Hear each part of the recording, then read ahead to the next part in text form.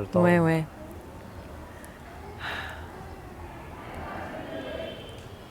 Ce, ce voyage, il m'a apporté beaucoup d'amour, en fait. Beaucoup d'amour parce que c'est vraiment ce qui émane de l'Inde. Cet amour entre tout le monde, cet amour dans les temples, cette dévotion et ce contact qui se fait des fois juste avec un sourire et on a l'impression qu'on se parle d'âme à âme en fait. Donc ça, je trouve vraiment qu'il y a toute cette dimension d'amour. Et aussi au sein de notre groupe, il y a vraiment une petite famille qui s'est créée, quoi, une petite communauté et beaucoup d'amour entre nous, beaucoup d'authenticité dans nos émotions et dans nos échanges. Et, euh, et voilà, et on se sent grandir ensemble en fait dans ce voyage.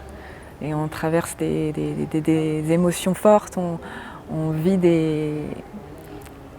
on vit des aventures en fait ensemble, que ce soit un voyage intérieur ou extérieur dans ce pays quoi, qui est l'Inde. Et voilà, vraiment beaucoup d'amour. Trop bien. Qu'est-ce qu'il peut y avoir d'autre comme question? Ça c'est bien résumé quoi, hein.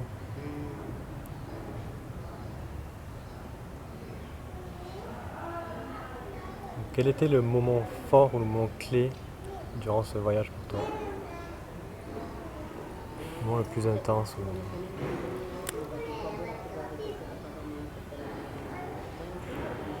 Je dirais le Temple d'Or. Tu peux dire genre...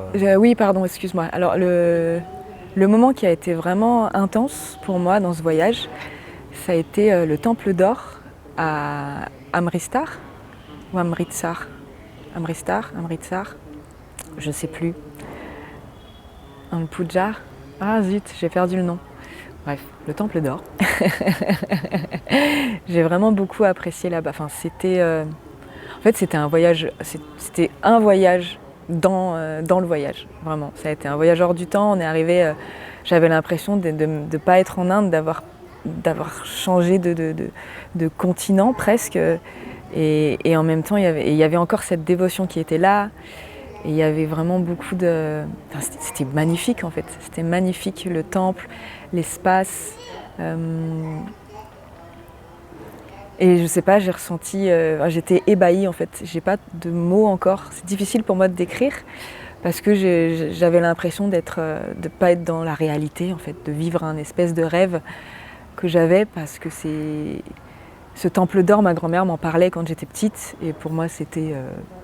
voilà, c'est des histoires qu'on nous raconte, quoi.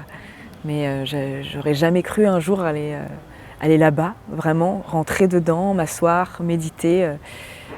J'en ai pleuré, en fait, quand j'étais tout en haut du temple. Donc ça a été très très fort.